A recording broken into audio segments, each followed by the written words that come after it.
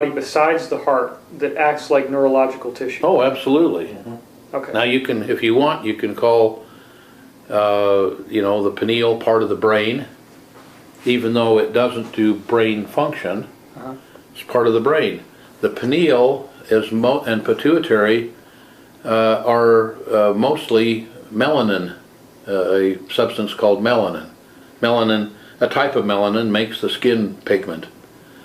But they're a slightly different kind of melanin, and I've, in my research, have found that the melanin in the pineal, which in Eastern medicine is the third eye, the seat of the third eye, is very, very, very good at picking up informational signals and adding a time content to them, thus subtracting a non-time content. And so it's always been attributed to clairvoyance and clairaudience and so forth. Those are signals that are taken out of a signal that appears to be everywhere, every when. It coheres that for the person, and they have certain abilities that they wouldn't have. The Tibetans drill a hole in the front of the forehead with a little rock drill, and then they poke a bamboo skewer in and manipulate the pineal to quote-unquote open the third eye. And what it does is it gives it a hole through the Faraday cage, speaking in science terms, and it makes a sensitivity by making a piece of scar tissue that opens up or opens the third eye or opens clairvoyance or clairaudience or remote viewing or remote influencing or a number of different things. Isn't it true that fluoride deadens or hardens the pineal gland? Absolutely. And since we have fluoride in our water, isn't there a sort of a, basically you could look at that as an Illuminati plot to deaden the intelligence and the psychic ability of the population? What I try to do as a scientist to state as scientific things, I don't presume about what the Illuminati want to do. Okay. But I can tell you that the main thing that halides, which are chlorine, fluorine, bromine, mainly what they do in the body is congeal cholesterol into arterial plaque. So I mean, that's well known. Slows down the arteries. Yes, it'll do. Yeah, it closes down the arteries.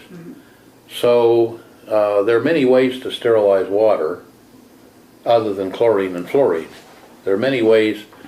For example, we say, well, we use chlorine for tooth decay.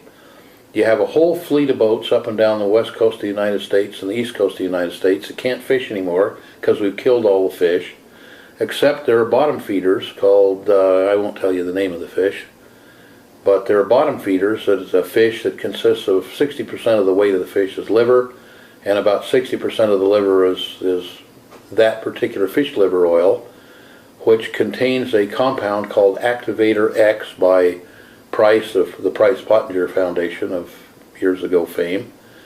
And he found out right after World War II that one drop of that, well, you can take that fish oil, which is highly fishy tasting, get it cold, the waxes and false isomers will solidify, you can filter those out, and the oil left over has very little or no taste to it. And that oil you can put in the sunlight and it won't turn rancid for hundreds of years. It should have been used in place of sperm whale oil for lubricating watches, but they didn't use it for that.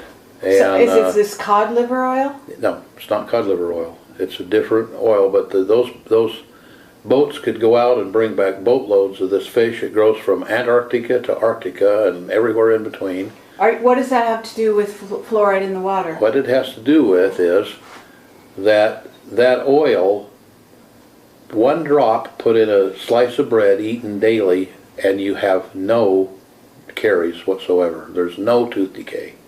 It eliminates tooth decay. So, and they did this on thousands and hundreds of thousands of children in Europe after World War II. And likewise, you can guard against hardening of the arteries. then you don't get the hardening of the arteries from the fluoride or the chloride. Now what happened was, and this is, you know, I'll take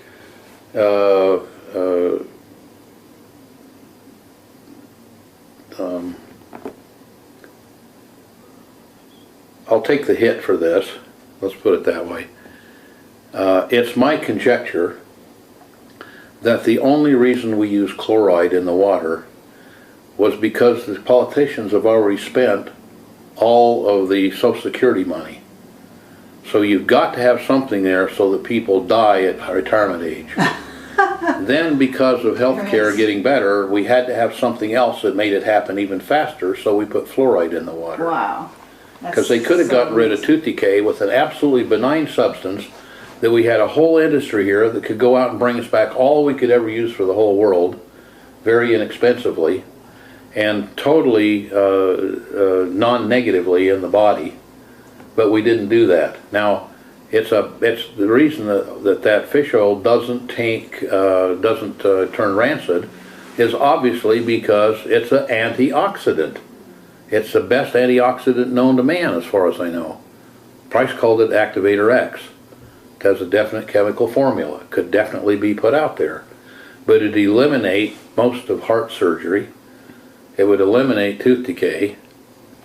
So it's not put out there because that isn't efficient in our system, in our capitalistic system. When you Well, say you're price, talking worldwide though as well, right? Yeah, it'd be worldwide. I mean, like I say, we did it in Europe after World War II for years. when But you we say, took that Activator X, by the way, was taken, there's a small amount of it in wheat germ oil. So that was taken from wheat germ oil. Now we found I found the ratfish had this stuff in, you know, massive amounts. when you said price, do you mean Dr. Weston Price? Weston Price, yeah. Okay.